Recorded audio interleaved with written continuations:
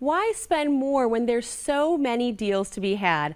I've been sharing some of my favorite savings tips for over a decade on Talk of the Town. I recently celebrated my 10th anniversary there with Meryll Rose, looking at some of my best savings tips of all time. 10 years of money-saving tips. That adds up to a lot of green. A decade has gone by really quickly, and in honor of Sami Cohn's 10th anniversary on Talk of the Town, we are looking back at some of her best ideas for spending wisely and saving more. Absolutely. 10 years.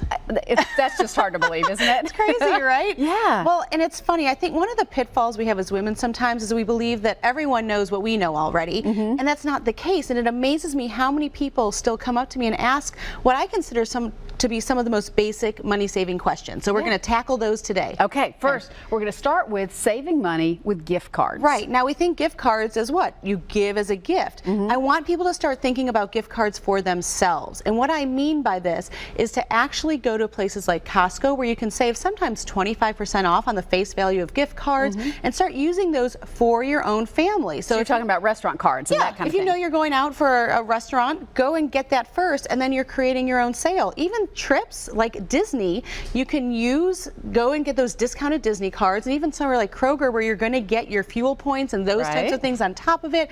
We use our Disney credit cards, so we're getting points that way.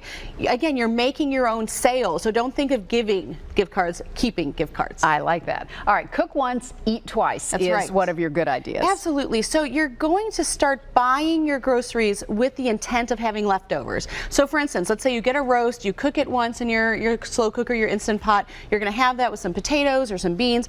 Then you're going to take what's left over, you're going to shred it and put it in a burrito or a quesadilla later. You're going to get a rotisserie chicken and use that in salad or for soups. And that way, and I always say give a day, then it doesn't seem like leftovers. If you put a day in between when you eat it originally, then it seems just like a whole new meal and your family doesn't know the better. For sure. Freezing is another great way to do that too. Absolutely, especially if you're single or there's just two of you. Make sure you make that and then put it either in individual baggies. Muffin tins is a great way to freeze soup or rice dishes, and that way you can have it yourself for lunch even if the family is sick of it. Okay. All right, let's talk about buying in bulk. You have a different strategy when you go to the grocery store. I do. So there's going to be things that you need to spend your money on no matter whether they're on sale or not. But there are a lot of items that go on sale, and we're talking not just a little bit, like 50% off. Right. You want to set aside a portion of your budget. We try to do 50%, even if you take a third of your grocery budget each week, and we can talk later about what your grocery budget needs to look like. But take that and use things that are going to be shelf stable, like your peanut butter, your taco kits, paper products, personal care products,